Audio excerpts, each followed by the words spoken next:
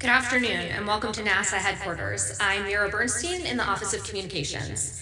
Thank you for joining us today for an update on NASA's Artemis campaign. To give you an update, we have NASA Administrator Bill Nelson, NASA Deputy Administrator Pam Melroy, Associate Administrator Jim Free, Reed Wiseman, NASA astronaut and Artemis II Commander, NASA's Flight Operations Directorate, and joining us virtually, Amit Kshatriya, Deputy Associate Administrator, Moon to Mars Program Office, Exploration Systems Development Mission Directorate. Kathy Kerner is unfortunately unable to join due to losing her voice. We'll be taking questions from those in the room and over the phone. As a reminder, you can press *1 to get into the queue. But first, I'd like to turn it over to Administrator Nelson for opening remarks. We are here to give you an update on Artemis. If you recall back when we first went to the moon, President Kennedy went to Rice Stadium and he gave one of the most memorable speeches of his presidency. He said, "We go to the moon and do other things, not because it's easy, but because it's hard. Space is hard. And the endeavor, like Artemis, over a half a century after Apollo, is hard. It's the pinnacle of new possibilities. It's the most daring, technologically challenging, collaborative, international endeavor that humanity has ever set out to do. And the Artemis I test flight was just that. It was a flight test on a new spacecraft and new technology. During Artemis I, the heat shield performed in unexpected ways. And since then, we've been studying the data to determine the best path forward. We've done extensive testing to understand the risk that our astronauts will have while accomplishing the goals of landing back on the moon, bringing them home safely, and this will be the first time in over a half century. We've conducted expansive testing, including analyzing samples from the heat shield. We were able to recreate the problem here on Earth, and now we know the root cause. And this has allowed us to devise a path forward, which we are going to share with you today. Now, just this morning, we have concluded the Executive Council. This was after we had an independent review team. We had the deputies meeting. We had their agency bosses meeting. All of them made a unanimous recommendation to the Executive Council, of which is my responsibility as the chairman, to accept or not those recommendations. And based on the data, we have decided, NASA unanimously, in our decision makers, to move forward with the current Artemis II Orion capsule and heat shield with a modified entry trajectory.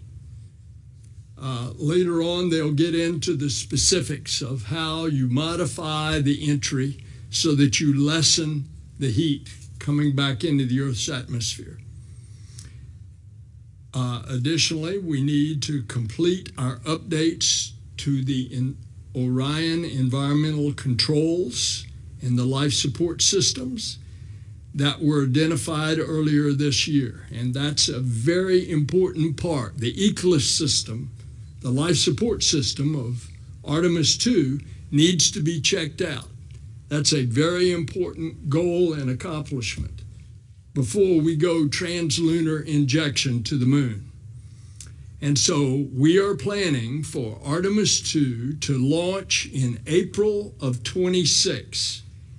And we're going to do all in our power with our commercial partners to launch earlier.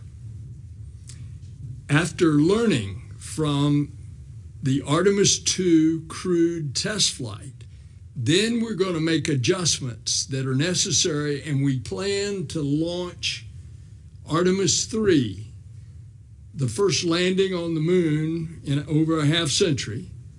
Assuming the SpaceX lander is ready, we plan to launch Artemis III in mid-2027.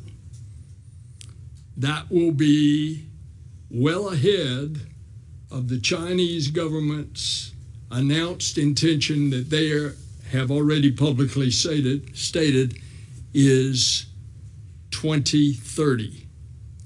We need to get this test flight right, this Artemis II test flight right, to ensure the success of our return to the moon and then return safely to Earth in order for the rest of the Artemis campaign to proceed. We've made tremendous progress on the Artemis campaign, including establishing the Moon to Mars program, defining strategies and objectives through our regular architecture concept reviews, launching and learning from the first test flight, Artemis I, developing our suits, the space suits that our astronauts will wear on the surface of the moon, and awarding 2 contracts to develop human lander systems. Space is demanding, and we and our industry and international partners need this time to make sure that the Orion capsule is ready to safely deliver our astronauts to deep space and back to Earth. We need our commercial and international partners to double down to meet and improve this schedule. And that's why I personally have met with the company executives, including the CEOs from the following: SpaceX and Blue Origin on their landers, and I've met with them personally. Boeing on the SLS, Lockheed Martin on Orion, and Axiom on the spacesuits. And I have showed up with many of these leaders, sometimes unannounced, to our and their manufacturing and assembly sites. We also routinely engage with our international partners, especially ESA, the European Space Agency, which supplies the European Service Module, including we have on several occasions visited their facilities abroad. And we must have a shared sense of urgency among all these partners, and I think we have that.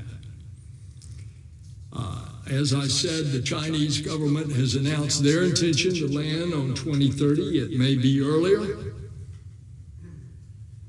They're not planning to land humans on the vital portions that we're going to land, the lunar South Pole, and it is vital for us to land on the South Pole so that we do not cede portions of that lunar South Pole to the Chinese. We've made significant progress on the Artemis campaign over the last 4 years. We created the Moon to Mars program. We've commissioned the 2 lunar landing systems, SpaceX Starship and Blue Origin's Blue Moon, to deliver our astronauts to the surface of the moon. We commissioned Axiom Space to develop the next generation of spacesuits. We simulated the international partnerships and agreements for key Artemis elements, including with the UAE for the Gateway Airlock Module, and with Japan to provide a pressurized rover for the lunar surface. We flew Artemis I around the moon. Artemis I is the first time that we've sent a human-capable spacecraft to the moon since the Apollo days. And we are now, as we speak, stacking the solid rocket boosters, and then comes the Artemis II core stage, which is in the VAB, the Vehicle Assembly Building, as we speak. We'll stack that and the launch vehicle stage adapter. All of this is going on for this next step, the crewed flight test. The safety of our astronauts is always first in our decisions. It is our North Star. We do not fly until we are ready. We do not fly until we are confident that we have made the flight as safe as possible for the humans on board. We need to do this next test flight, and we need to do it right. And that's how the Artemis campaign proceeds. I want to thank all the teams for all of their hard work, and it's been extensive. And now I want to turn it over to our great Deputy Administrator Pam Melroy. Colonel Melroy. Thank you, sir. Thank you. I'd also like to express gratitude for all of you who are here or online for your time today and your continued interest in Artemis and the space program. At its very core, NASA is a learning organization. The knowledge we gain builds mission by mission, allowing us to stretch further, farther, and accomplish more. In the test campaign of Artemis, this is the exemplification of that learning. Each test mission, you must examine very closely what you've learned and feed it forward so that we can advance with greater knowledge and less risk. So one area that's taken us a considerable amount of time to learn from Artemis I is how the heat shield performed during the mission. Obviously, a very critical aspect of the mission. After Artemis I, we noticed that there was a variation across the appearance of the Apollo heat shield, where the material that coats the capsule at the bottom, that protects the capsule during the heat of reentry, it wore away differently than we expected. We have models for this sort of thing, so we took that very seriously. First, I need to introduce a concept called a skip entry. This is a technique we use coming back from the moon because the velocity of the spacecraft and the energy that it has to dissipate is much greater than the energy that you dissipate just coming back from low Earth orbit. So the way it's designed is to dip in and out of the atmosphere to reduce the velocity. We have since determined that while the capsule was dipping in and out of the atmosphere as part of that planned skip entry, heat accumulated inside the heat shield's outer layer, leading to gases forming and becoming trapped inside the heat shield. This caused internal pressure to build up and led to cracking and uneven shedding of that outer layer. This root cause investigation began almost immediately after our observations, and our team has been pretty relentless in focusing on every possible root cause. I have a lot of gratitude to the team that worked on this inside the agency for their rigor, for their thoughtfulness, and their thoroughness. We really did not want to drive that team towards a specific deadline. They know the urgency as well as anyone else of continuing the Artemis campaign. So instead, we didn't give them a timeline. We gave them the resources that they needed to thoroughly investigate this and come back with the root cause. We had to understand why that erosion variation in the heat shield occurred to make sure that our astronauts would be safe during Artemis II. Just want to say that's how it's done at NASA. We expect the highest standard for technical excellence.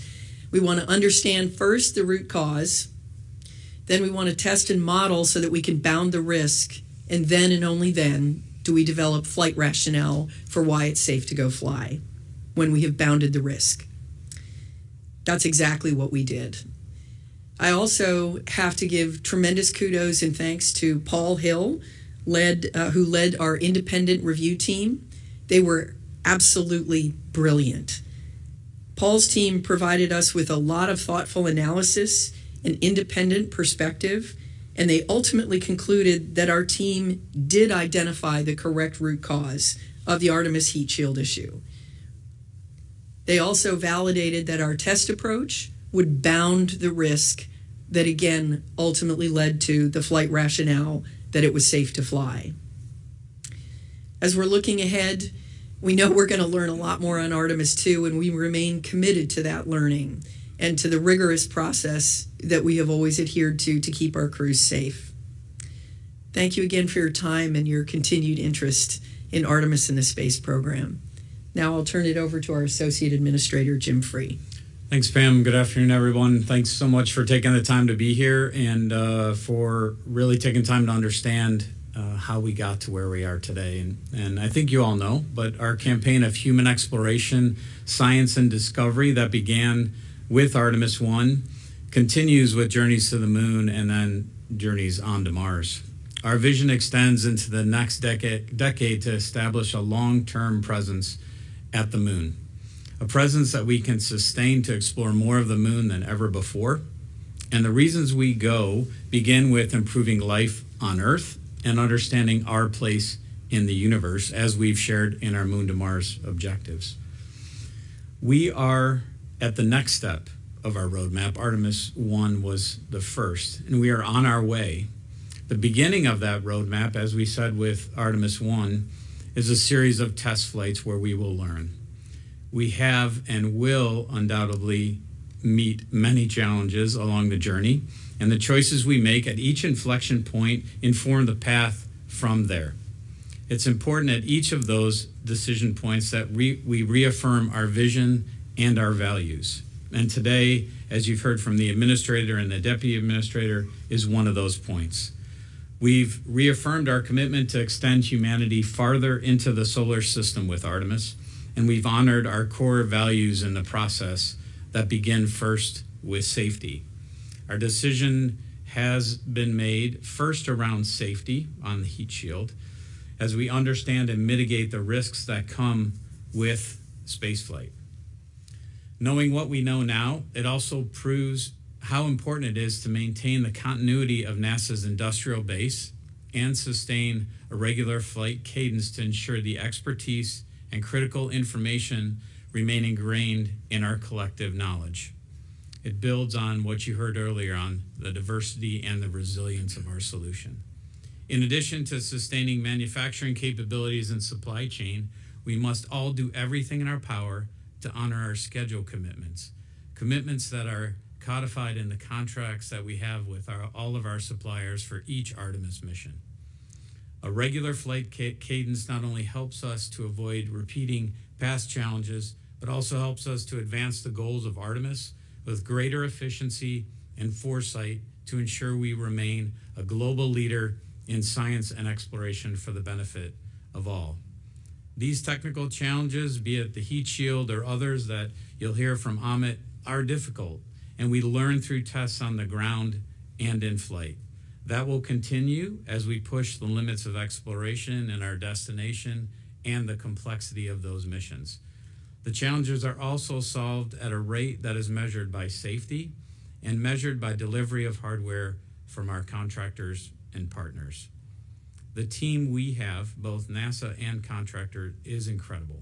That's evidenced to me by our performance on Artemis I, the disposition of the heat shield, and all the development that is going on across the country and, frankly, across the world. And I am grateful for each one of those folks.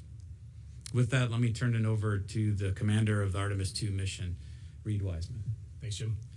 For those of you who are just sitting here, I want you all to know we like to keep our associate administrator well flanked by astronauts, and I think we've done a good job today. I'm the lucky one who gets to be here, but I am definitely speaking for our crew, for Victor, Christina, Jeremy, our two backups, Jenny Gibbons from the Canadian Space Agency and Andre Douglas from NASA. First and foremost, I want to thank the media for being here. This is the great part of our nation, is that you all get to talk to us and get to think, and freedom of speech, and get to report on the state of our program. Thanks for your interest in Artemis, and thanks for getting the word out to the general public. We really do appreciate the efforts. I also want to thank the NASA leadership team. I'll echo what Pam was saying, was sometimes in space, delays are agonizing, and slowing down is agonizing, and it's not what we like to do.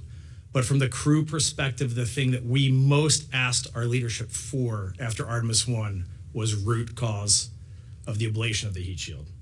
And we took the time. This was very, very open process.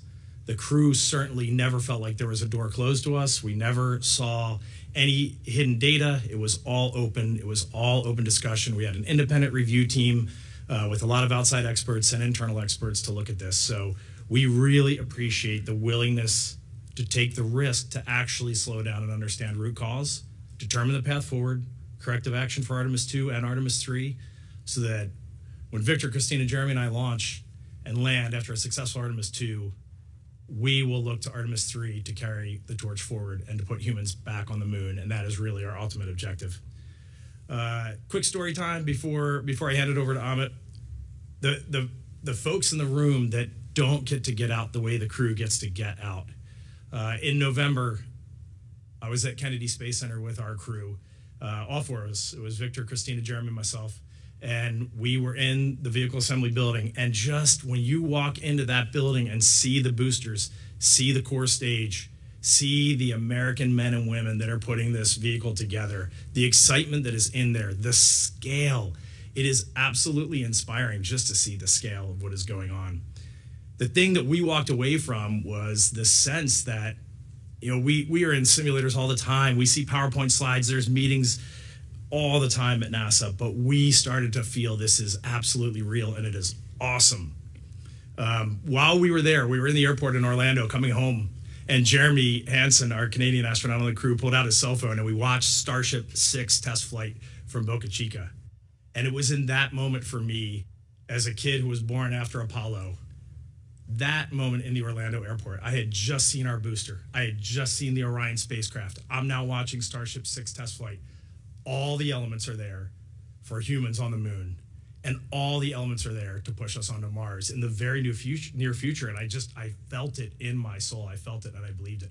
And I want to thank our administration. I want to thank our workforce, because they are the ones that are making it happen, and the public who are supporting us. So thank you. With that, I'll hand it over to Amit.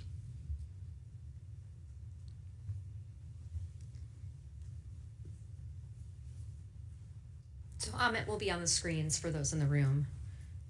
Just give us a second. Hello, everyone. Just quickly, can you all hear me okay? Yep, we can hear you, Amit. Some technical difficulties here. Okay, thank you. Let's see, I can't top Tano. I'm going to just start with an outline of what I'm going to talk about. I'm going to explain the approach that we're taking as part of the program office, detail the findings related to the heat shield, talk through some of the other issues that are affecting the performance of the integration at KSC, and talk about where we're headed. Congress authorized the Moon to Mars Program Office about 18 months ago. Since then, we've had the advantage to actually think about the risk of the integrated program from a mission basis, not just from the capability basis. And that's essential to ensure that we're on a safe path towards long-term exploration. And it also helps us guarantee that the 6 programs under the office, Gateway, HLS, the Human Landing System, EVA and Surface Mobility, the Space Launch System, Orion, as well as the Exploration Ground Systems program are integrated, are looking downfield together, and are trying to proceed in a rigorous test-based approach towards achieving mission objectives. This has been a really exciting time for these teams to come together. And what we do know is that our assessments have led us to an understanding that our current baseline plan has testing gaps. It needs to be augmented. Each mission needs to be augmented, and we need to think about each one of those missions in a unique way. And we're going to do that. And the heat shield investigation was an interesting stimulus for that understanding. So again, I'm not going to talk about the rigor that went into the process. Pam said that really well. I do think it's important to recognize, though, that we tried very hard to let the team that was doing the work stay isolated from schedule pressure, from the eyes of those that are watching, to make sure that we're making the right progress. It is very easy for that pressure to change your perception, your engineering judgment, your understanding of technical truth. And so this is a little bit why we've been careful about discussing this topic. But let's talk about what we saw in Artemis I. As was mentioned, we for the first time conducted a skip re-entry of a heat shield that's 16 feet in diameter. It interfaced with the atmosphere at 32 times the speed of sound. It endured atmospheric entry, heating and velocities and aerothermal loads over 3,000 nautical miles of a down track, and it landed within 2 miles of the USS Portland. That was a phenomenal achievement. If you think about the specified design of the integrated system from an entry guidance and from a thermal load performance. However, as is mentioned before, we saw variations in the condition of the heat shield, in which the char layer that protects Orion broke off in ways we did not expect. We observed about 100 spots across the heat shield where that phenomenon occurred. Charring is normal ablator behavior during entry. The way that energy is dissipated, all of the energy we put into the spacecraft at launch has to be reduced so we have a safe and nominal landing. Most of that energy when we enter the atmosphere at that speed is rejected by the radiative shock that occurs in front of the vehicle as it's transiting through the atmosphere. Some of that is rejected via convection through the outer layer of the heat shield. It is normal behavior for the ablator that's built on Orion to char. The heat shield however, is not designed to liberate those pieces of char. Instead, a char layer and an ablator is supposed to recede gradually, so the underlying material insulates the spacecraft from the high heat flux we experience during entry. As I mentioned, the performance was excellent, but that char loss is outside of the design intent.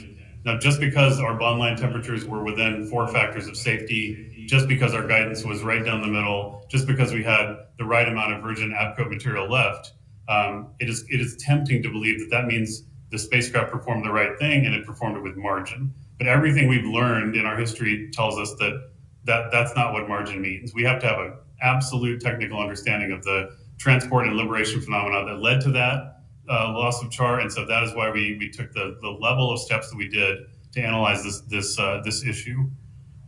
So the Orion program stood up heat shield Tiger team to determine root cause, corrective actions, and to start thinking about what that technical truth needs to be. That team was a multidisciplinary team of experts in TPS systems, aerothermal dynamics, thermal testing analysis, stress analysis, material test, all across the board. And as we continued throughout the investigation, we brought in experts from the Department of Defense, the Department of Energy, across industries across the United States and even internationally to help us understand that we were doing the ablator behavior, because this is cutting edge technology in terms of the way we're exposing these environments, to make sure that we were using the best of what the country could offer to analyze this. So what I'll say first of all is the Tiger team, which was commissioned again by the Orion program manager, Howard Hugh, deserves a lot of credit for the rigor he applied, was led by Luis Saucedo, who conducted what in my estimation in the 20 years I've been in the agency, is one of the most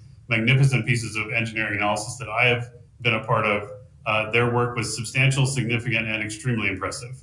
They started with a fault tree assessment that led directly to enabling advances, not just in the understanding of the interactions of the vehicle's material loss properties and its interaction with the aerothermal environment, but also invented and innovated new test and non-destructive evaluation techniques for us to be able to actually observe this phenomenon in real time in the arc jets and the upgrades to the arc jets that we created as part of this investigation. We also use facilities at Wright-Patterson Air Force Base and all over the country to help us analyze this phenomenon.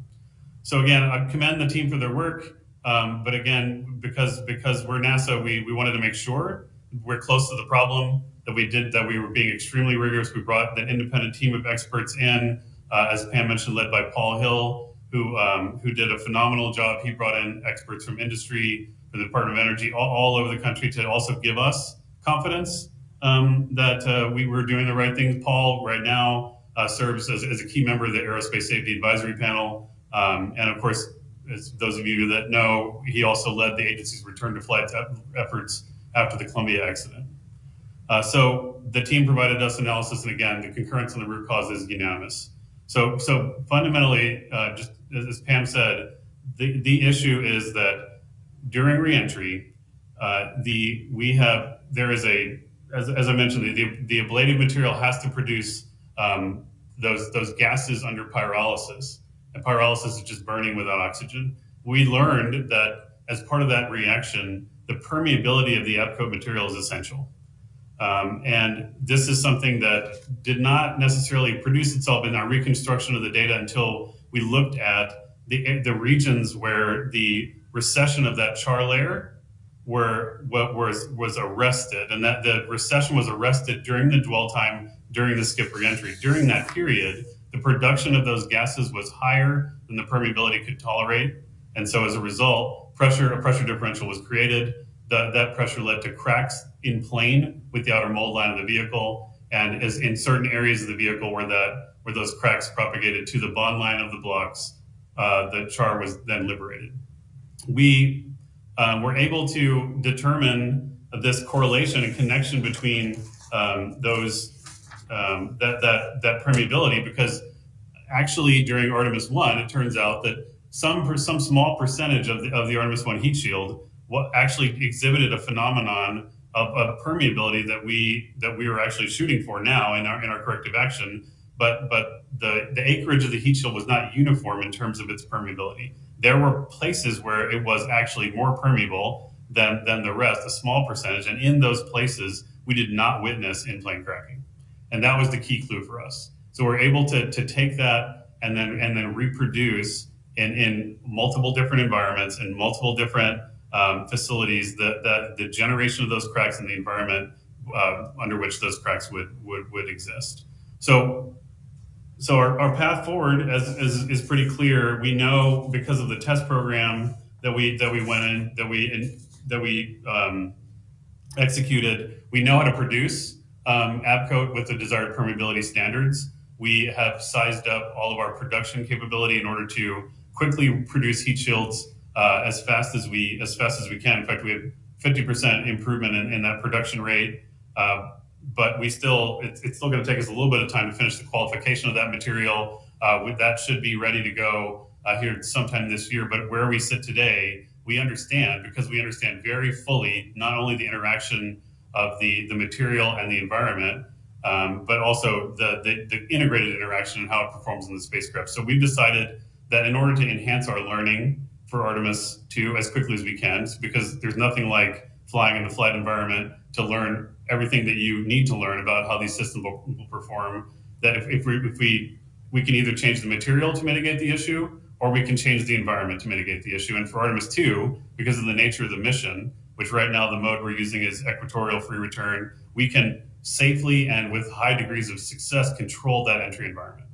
And so that's the plan we're going to proceed along. Just quickly, we can talk if there's more questions. We're going to push out to everybody a detailed write-up of this understanding. But I do want to talk a little bit about what this means for us in terms of the execution of the mission. Of course, it's going to take us a little bit of time to go through the disposition of some of these issues. We are also experiencing a handful of issues in the performance and integration of the vehicle.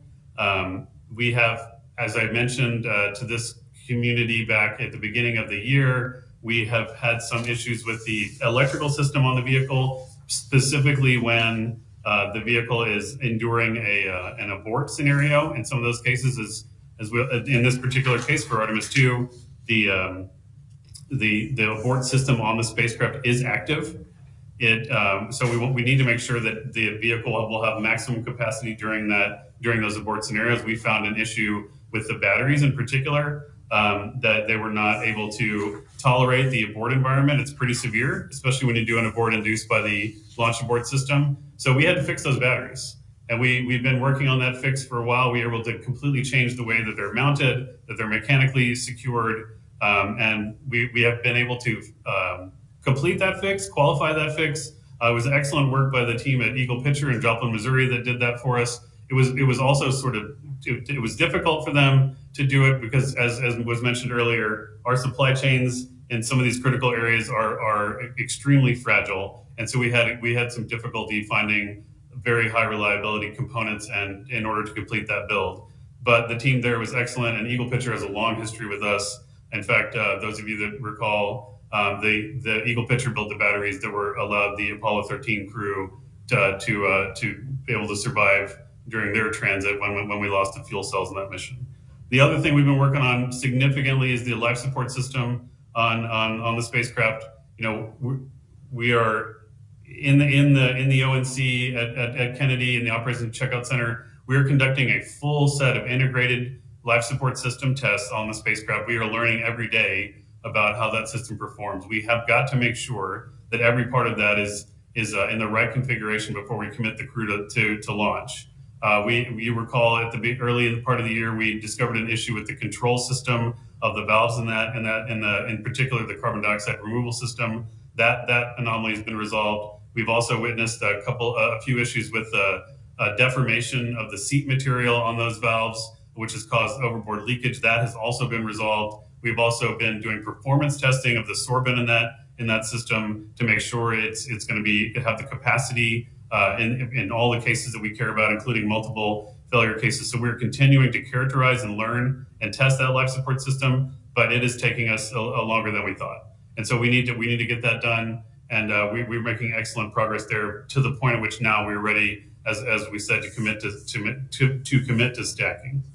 So going forward, that additional time that we have that we need to get the vehicle ready and to get the stack moving, we're going to take that time to consider how to make the mission more robust. We have a lot of options to do that. It is a very large step between circumlunar free return and then the next mission, which we are going to exploit the amazing capability that Starship provides us.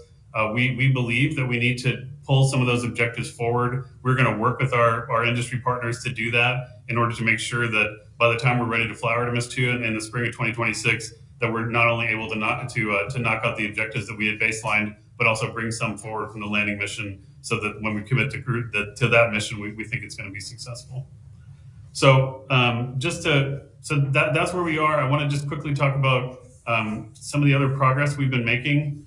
This year has been extremely busy processing the spacecraft, but we have also had a number of other achievements that are worthy of note in addition to the aggregation of the hardware of the Cape. We've made incredible progress in some of our lunar systems in terms of acquisition. We have added 3 providers to build lunar terrain vehicles. We have made historic international agreements with Japan and with the United Arab Emirates to add elements to the lunar surface architecture as well as to the cislunar architecture. That one of the great things about the ability that we have to take advantage of the incredible human spaceflight programs we have in place today, in particular the International Space Station, is our ability to advance and curate and expand the amazing partnership that we developed in low Earth orbit. And one of the reasons I can't be in the room today and I'm dealing with these audio issues is that I'm actually in Germany. We have the privilege of taking over. NASA has the privilege of taking over the chairmanship of the International Space Exploration Coordination Group, which is a consortium of 27 nations that have common interest in exploration. NASA having that leadership role is again just a testament to how inspirational Artemis is and what it means for the entire for the world to have American leadership in this area. So across America, across the world, there are tens of thousands of people, as Tano said very eloquently, that have hands on the hardware, that are committed not only to making sure that we maintain our leadership role, that we lead with our values, that we lead in exploration with the norms and standards that we believe, the norms and standards that come from living in free and open societies exploiting the innovation that occurs only in those open societies, and exploiting the incredible capacity and manufacturing capacity that exists in this country and needs to be expanded. That is what we are also trying to do with this program, and I think we're doing everything we can to lead with that inspiration. And so I'm very excited to hand it back to the team over there, but then also I look forward to speaking with you all again. Thank you very much. Thank you, Amit. So now we'll move into the question and answer portion of our event. We'll open it up again to folks here in the room, as well as to those on the phone. If you're on the phone, please press *1 to get into the queue. When we call on you, please clearly state your name, outlet, which of our participants you're addressing your question, and limit yourself to one question, please, so we can get to as many people as possible. So I'll start here in the room. Yeah, we'll go to Micah first. We have a mic for you. Just wait 1 second. Thanks. Hey, good afternoon, everybody. Micah Maidenberg, Wall Street Journal. Administrator Nelson or anybody else, have you shared kind of the new plan and schedule with anybody from the Trump transition team or its nominee to run NASA? And how confident are you that what you just articulated will carry through to the next group, the next administration? Thanks. Well, I've had, since the Executive Council meeting this morning, which went for 2 hours, I have talked to several people on the Hill. I spoke to Jared Isaacman yesterday and look forward to having a meeting with him, invited him to come, but because it was yesterday, I haven't told him what happened just an hour or so ago. But next on my list to call, which I simply didn't have time to call, is Gwen Shotwell, and then some of the folks in Blue Origin, and we'll get on down the list as time provides. If your question is, what do I think about the future of NASA under, it's not your question. I think the fact that we have gone so laboriously and we think made the right and safe decision, it will allow Artemis II to be launched in a very timely fashion. The flip side of that, had the testing not gone well and we had decided otherwise, that you had to rip off the space heat shield, that would have caused a considerable delay. So in answer to your specific question, I think it will be received very well by the new regime. We'll go down in front here.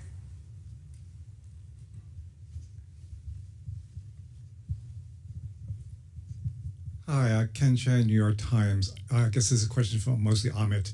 Want to understand the heat shield core root cause. So if the avcode is sufficiently permeable, the gases don't build up and everything's okay. I'm sort of wondering what went wrong. Were the specs for the avcode correct and it wasn't produced and applied correctly, or was there not sufficient understanding of how the heat was going to build up during this skip maneuver?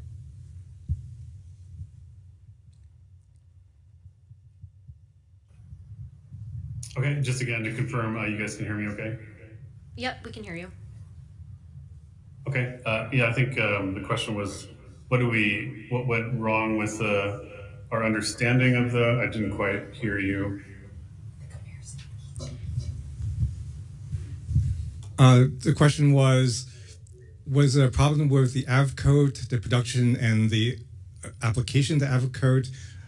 Or did you not have the right specs for the permeability or the understanding of how the heat would build up during the skip reentry? Okay, yeah, okay, thanks, I get it, Ken, thanks. So a couple things. First was, when we moved, we've used the avcode formulation over the years. The spec was generated during Apollo. The Apollo spec was different. It had some environmentally sensitive materials that we can't use anymore. and that specification was handed over from multiple companies, from Avco to Textron to Lockheed Martin, and then into the Orion program, and also was flowed into the Constellation program. And then when it was shut down, a lot of that knowledge was lost too. And so there was a lot of kind of dissolution of the understanding of how to formulate the material. Also, the material subtly changed. So the other thing that happened was we changed the geometry of the Avco block, and so there was a lot of little, kind of links in the error chain that we call them, that accumulated over time that led to our inability to predict this in ground test.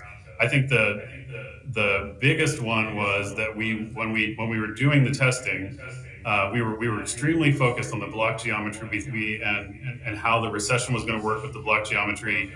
We totally nailed that piece of it. We totally nailed the geometry layup, how it was all supposed to recess together. We also tested at the extremes of the envelope in terms of heating. But what we missed was this critical region in the middle, and we missed that region because we didn't have the test facilities to produce the low-level energies that occurred during skip and dwell. We assumed that at the low end and at the high end, if we had the testing and we had nominal performance and nominal, kind of off-gassing of the pyrolyzing gases, that we would have, that there would be no spallation. Since then, as I said in my summary, we've developed the capability in the facilities to simulate that dwell, and so it was a gap in our testing capability, as well as an erroneous assumption about what was bounding in terms of the test conditions that led to this issue. Yeah, we'll go to Joey. Hi, thanks. Joey Roulette with Reuters. Question for Bill. What led you to make this decision, or what led the agency to make this decision before the next administration comes in, considering the fact that they're likely to change many different parts of Artemis? And for Amit or Jim, what is the new trajectory, and why are you confident that's the way forward? The answer to your first question is, if we were going to be on this timeline, we had to stack. And as a matter of fact, we went ahead and even prior to this decision today, which has been informed over the last couple of weeks from the deputies meeting first, after the independent review team, and then the agency heads later, and now formalized with the Executive Council. We had already started the stack. These two solid rocket boosters are already lowered down and attached to the mobile launch platform. When that occurs, the life of the solid rocket boosters has a certain defined life. So we needed to get this thing going so we can stay on this timeline. And so I think that's the answer to your question. Yeah, I'd just like to add, Joey, that to the greatest extent possible, we certainly want to defer any decisions about starting or ending programs. Major decisions need to be deferred for a new team, and we have not yet received a transition team, so we didn't have an opportunity to brief anybody.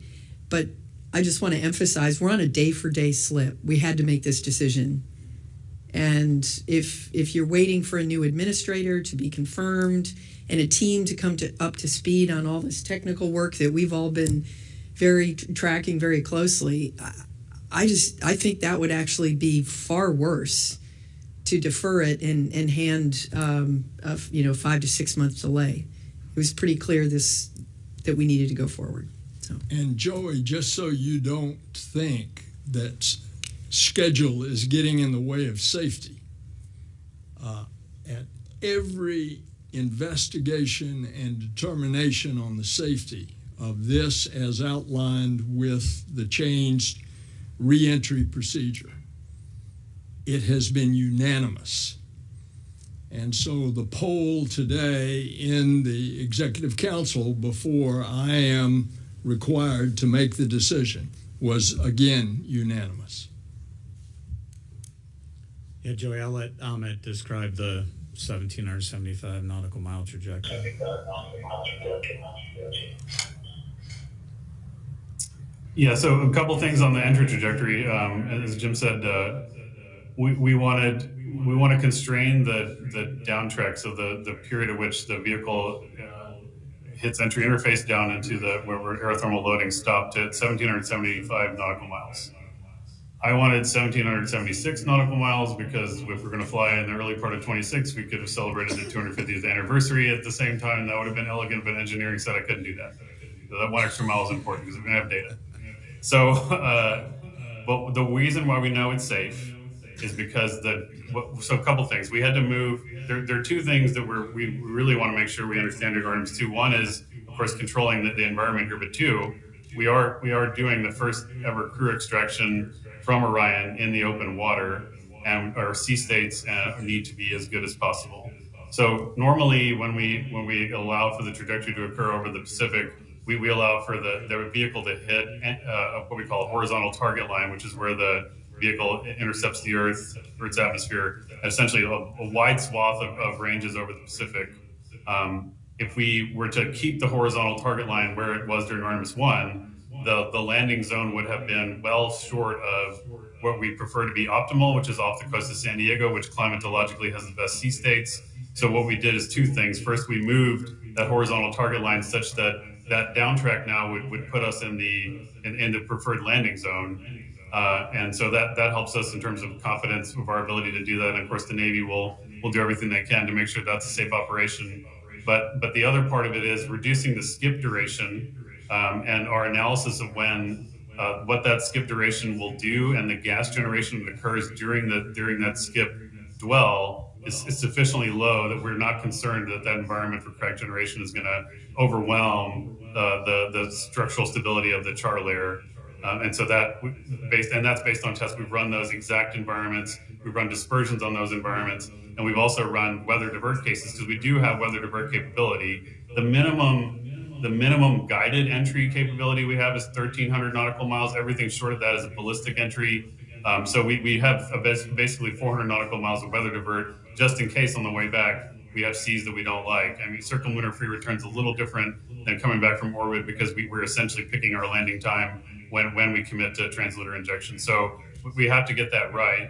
And so we have all those parameters kind of collected together, which is where we got to that entry trajectory. And we think that's gonna mitigate all of those concerns.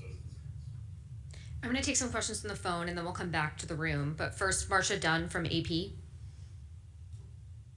Yes, hi. I'm hoping you can hear me. How long would it have delayed if you had to have ripped off the heat shield and replaced it? And am I understanding correctly that there will be a new type of heat shield with the necessary modifications and repairs starting with Artemis 3 moving forward? Thanks. The delay for Artemis 3 would have been from the existing plan of the mid-2027 to the end of 2028. That's Artemis 3. Artemis 2 was a year. I believe Artemis 2 was about a year slip, maybe a little more, if we had to replace the heat shield. And then the second part was, in our decision path too, we'll go with the existing, and all future heat shields will incorporate the changes that Amit has described for permeability. We'll go to Gina Sinceri from ABC. This question's for Reed. How does your training flow change with this new information, if at all? Thanks for that question. It really allows us to just have focus now. We have a large decision behind us. A lot of the uncertainty has been removed, and we're wrapping things up on Orion. We were just, like I said, we were at the Cape in November looking at the spacecraft. It was in the vacuum chamber at the time, going through the environmental control life support testing. As that testing wraps up, I think from the crew perspective, we are really going to be digging in now into our integrated simulators. We've trained out most of our flight profile. We have not yet done ascent and entry training. We're waiting for the latest software load to do those training events in the Orion spacecraft. And once we get that done, we've hit all the core training fundamentals that we need. So for us, I would say in about 2 or 3 months, we'll really be able to start focusing on that last year prior to launch and getting all the day in the life activities complete. So it's just removal of that unknown with the heat shield now allows us to focus. We'll go to Jackie Waddles from CNN. Hi, folks. Thanks so much for doing this. So last time we had an update like this, I know the spacesuits and Starship were both listed as key projects that might hold up Artemis III. I just wanted to circle back. Can you guys say whether that those two projects are still part of what's driving the schedule for Artemis III, or if you feel like they're more back on track? And then on that end, I'd love to just get an update on the agency's view of Starship's progress. And, you know, as they're going into a critical design review next year, can you tell us a little bit about what that will entail and what NASA is hoping to see from the next few flights? Thanks so much. Let's see. I'll start. You know, all of our systems for Artemis III are driving the schedule. There are things we've learned on Artemis III. Actually, the ECLIS, some of the ECLIS stuff has informed Artemis II. We'll learn from Artemis II. The crew module will still be a driver. The service module's down in Florida. But I think what you heard from the administrator and Pam and myself is all of our contractors have to deliver to the milestones that we have in the contract. I'm going to let Amit give some details beyond what I'm talking here. But every launch to me of Starship is great because we need that launch to get to the next one. We have a critical milestone next year. Amit will talk about they still have to fly multiple times to do one of our missions. And that's critically important. They have to do the uncrewed demo, critically important. So for me, every launch is great, but each of those elements is important as well. Amit, you want to give some details on suits and prop transfer? Yeah, thanks, Jim. The two major on the suit side, I guess Axiom's doing a great job. We've been to their factory recently. They have a great production line. You know, we have a pretty good command of the technology that's needed to make the suit work. It is a very difficult qualification problem and a manufacturing problem. You know, that's very tight geometry. The reliability standards that are levied on a suit like that is really challenging to meet. But you know, they have some of the best experts in the world. A lot of them came from the agency and are helping them internal, and also we have tremendous insight there. So they've got some challenges, I think, but you know, so far they've been very open with us about what they need, and we're working with them really well. But getting that life support system done, principally for the suit, and in particular, there are some very unique components, high pressure oxygen regulators, et cetera, that we're really struggling with. Again, I mentioned earlier that our supply chains are so fragile, and a lot of these, the specifications on some of these components are so rigid, and they're rigid for a reason because of the reliability requirements that are needed. They're just hard to build, and we used to be able to build a lot of different entities. Used to be able to build these types of components, and we are running out of industry that can do that, and so that's become a pacing item on that side. On Starship, as I said, again, you know, everyone's been following the incredible progress. You know, it is absolutely the capability we need to be able to exploit as soon as we can. We're really excited to fly with them. We would love to be able to do something even sooner than Artemis III to demonstrate that capability, but we need to make sure we work with them that's credible. You know, reuse is essential to them. They've made tremendous progress on reuse. You know, to me, the propellant transfer flight is really the most important milestone. I think propellant transfer to me is as important in terms of learnings as we had with Artemis I. So, you know, I consider that to be a major milestone in the program. Right now, they're on contract to do that here early in 2025. I know that they're working that really hard. There is going to be risk to that delivery, but when we can achieve that propellant transfer milestone, I think we'll have a lot of confidence as to how the rest of it is going to shake out. Of course, they do, as Jim said, have an uncrewed demonstration milestone in front of them as well, to all the way down to the lunar surface. I mentioned to you earlier that as we started the program, one of the things that we did is we did a kind of integrated assessment of all the risks that in the baseline, and in that, even in the uncrewed demonstration milestone, SpaceX and NASA agreed to add a ascent demonstration from the lunar surface. We've never launched a liquid engine like that off the surface. Certainly not one as powerful as Raptor. And we have to make sure that we can condition the engine, get it chilled in the right way, and get it launched. And so that's going to be a huge milestone for us as well. But we're working really closely with them. Super excited. They're telling us everything they're doing. I think the next couple of flight tests, but their test program is moving, really fast. They're making changes to how things are stacked up all the time. And so right now, our current understanding is in a couple of flights, they will migrate to a block upgrade of the ship, which will give the ship the endurance to stay in orbit longer. And once we have that, we should be able to achieve many more orbital tests, including prop transfer. Hey, Amit, would you please share with them also the necessity of the desirability of proximity operations near the time of Artemis II's launch?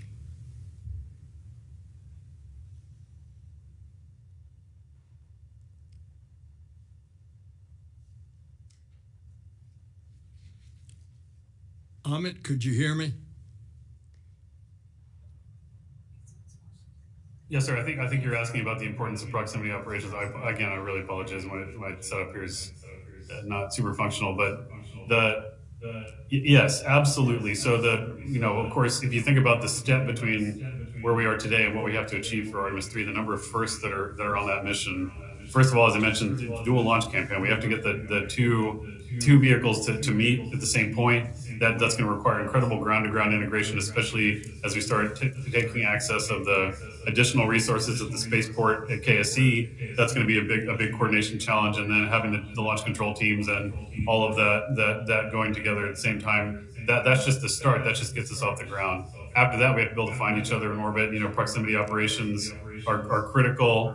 The integration capability, we're working really hard on building more facilities so we can do integrated software testing and ship-to-ship live sky testing between Orion and Starship. We're not there yet. So if we have to test it in space, we will. But we need to make sure that we have a really good and robust understanding of how to make sure we can navigate together and then do proximity operations, share states, and of course we do have on the ground mechanical docking simulators on both sides, so we're pretty confident we can use that to make sure that we have the right fit up and the connections, because the vehicles will not meet they will meet for the first time in space, but their docking adapters and their interfaces will meet before that to make sure we have that licked. But that whole integrated operation, all of us that watch Space Station and all the other operations that are like that, it's very, very sophisticated, and there's a lot of things that can go wrong. And so the sooner we can test that, even in simulated tests on the ground or with ground-to-ground test assets, the better. But the best test for us would be to get uphill. Both vehicles get uphill and fly by each other, maybe even fly together as soon as we can. We'll come back to the room. Over in the corner.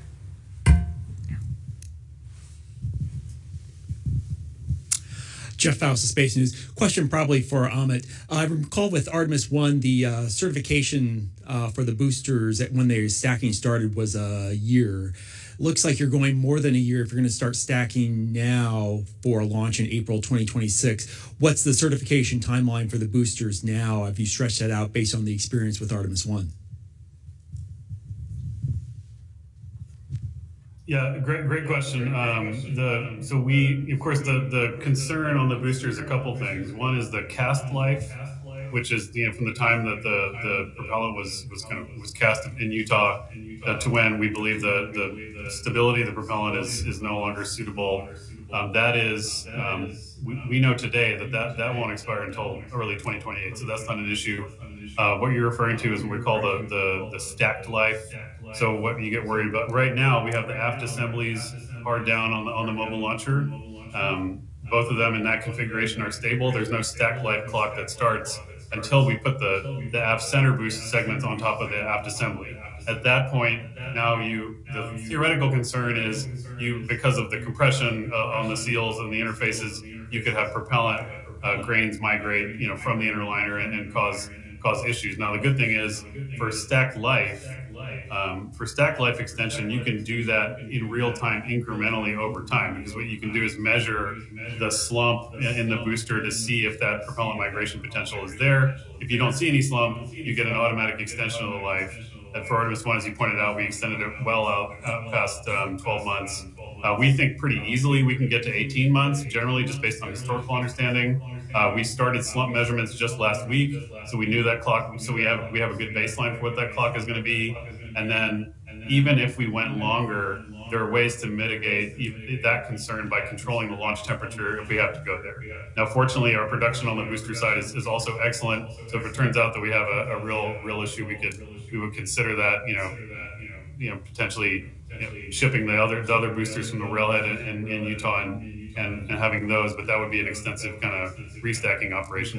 We're not even close to that. I believe we can get between 18 and 24 months pretty comfortably. Politico. Hi, Sam Scove, Politico. This question is for Bill. You mentioned what almost sounded like snap inspections, right, of the various prime contractors that are involved. Sort of looking forward to the next administration. Could you preview any of the advice you're going to give the next administrator on how to keep the program on budget and on time? Well, I would not presume to share that here. I think we are handing to the new administration a safe and reliable way forward for us, which is to go back to the moon, to get there before China, to have presence in cislunar, which is important to our country other than NASA, and to be on the way of Moon to Mars. And I think we've got that wrapped up with a bow, and I think it's on its way. And I'm optimistic about NASA in the future. And that's why I called to congratulate and to ask Jared to come on by when he can get to D.C., and we'll talk further. But I'd just like to add, we put a lot of effort in program management and acquisition rigor. But I think if there was one thing that we did that will help the most, it's the Moon to Mars Program Office. There were a lot of disconnects in this highly integrated schedule that were real challenges to work. And I just have to give kudos to Kathy Kerner, who is maybe speechless today, but she's been very important in bringing the team together. And if anybody has any doubt about having picked the right guy for the head of the Moon to Mars Program Office and his technical ability to integrate across all these very complex parameters, I think you don't have any doubt after hearing him today. I think those things have and will continue to make a lasting difference in program performance. And so I agree with you, Bill. I think we're handing over an agency that is well prepared to pick up the pace. We'll go over on this side. Sorry, in the back. Hi, thank you. Nick Alexander with Space Scout and the Space Policy Institute. Administrator Nelson, you've emphasized the importance of getting to the moon before China, that this is an incredibly global environment now, and it's a multipolar environment. In the event that, we don't get there before China, what sort of rules and norms would we be setting kind of post-landing, and could you also talk about what the rules and norms that you'd like to set prior to a landing with prior to a Chinese landing? Thank you. Well, I have answered this question many times in the past, that it's important in an area where we think there is such promise, the South Pole, primarily because of the presence of water, that we establish our presence there so that China would not be there and say, keep out. Now, why do I say that? Well, you can usually tell about where a fella's going by virtue of where he's been. And the history, the political history, the defense history of China, we have seen what they've done in the South China Sea with the Spratly Islands, most recently taking a sand spit of an island that is within the 200-mile range of the Philippines and suddenly claiming that's not the Philippines, that's China's territory, building it into a runway for military and a harbor for military. And so I wish it weren't that way. I wish that China could be someone that we could cooperate with, and maybe there will be an opportunity in the future. I hope so.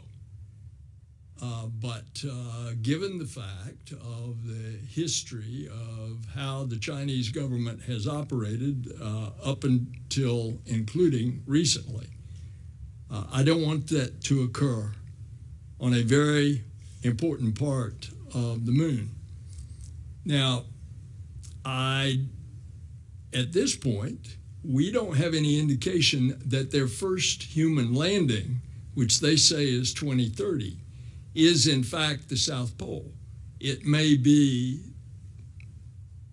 what we did over 50 years ago, the equatorial portion. That is to be seen. But clearly they are wanting to establish something there in what they call their International Research Station. I'm going to go back to the phones for a few more because we do have a number of people on the line. Michael Sheets from CNBC. Hi, all. This is Michael Sheets of CNBC. This question, I believe, Nelson, Administrator Nelson, I'd appreciate an answer on this, but others can jump in if they'd like to as well. The first uncrewed launch of the SLS rocket was 6 years behind schedule. We're now looking at a 4-year gap before the second launch. You talked a little bit about having a regular flight cadence, but launching not even every year, but launching every 4+ years doesn't give a lot of confidence that you're going to be able to launch Artemis 3 a year after Artemis 2. How do you continue to sort of justify where that change in that closing that gap between the launches is going to come from when you're looking for billions of dollars in the continued congressional appropriations for this program moving forward?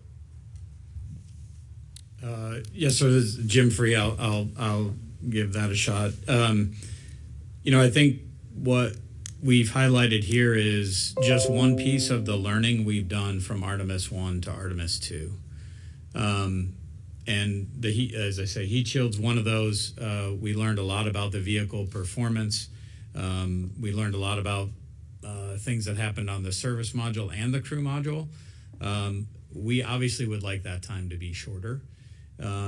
I think some of the things that, you've heard about manufacturing is important. We need to do better on our delivery. We're understanding the vehicle better. We have multiple vehicles in flow. I talked about Artemis 3, the environmental control life support system we found there, informing 2. That put some delay in our schedule, some of the electronic design that we learned about. So from our perspective, I respect what you're saying about our appropriations. From our perspective, our job is to get better. 6 years to 1, 4 years to 2. The confidence, the proof is in the pudding on the time from 2 to 3.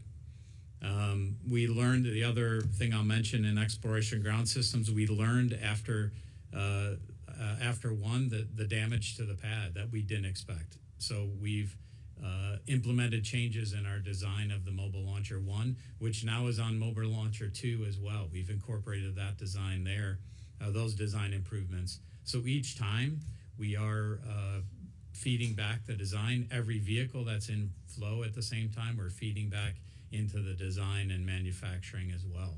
So that 2 to 3 period, our plan is that 12 to 15 months But we have to prove that, and but our goal right now is getting to a safe return of Reed and his crew on 2, and then pushing our way onto 3. We'll go to Lauren Grush from Bloomberg. Hi, thank you so much for taking my question. This is for Bill or for Pam. I just want to go back to the incoming potential administrator, Jared Isaacman. He's shared plenty of criticism of aspects of the Artemis program online.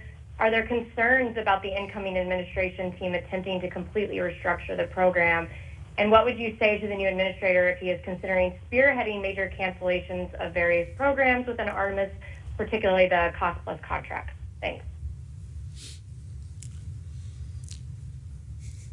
I have not been concerned.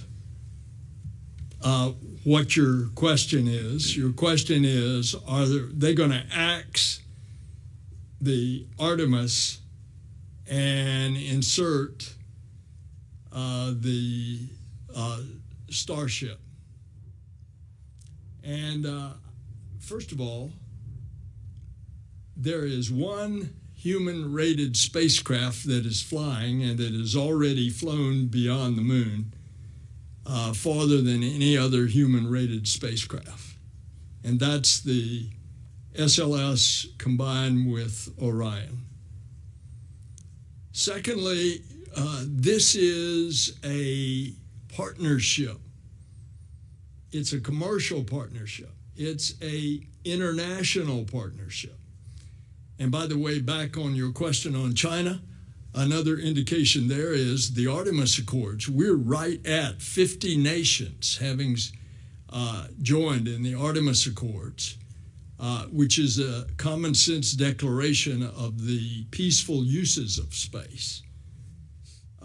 And I think what is going to happen over time is you're going to have a number of years that we're going to have the partners flying with NASA. And then whatever the technologies that are developed later on, that will dictate what is going to be the system that's flying. But in the immediate, we're going to have SpaceX flying for lander on the Artemis 3. Artemis 4 is going to be SpaceX, and Artemis 5 is going to be Blue Origin.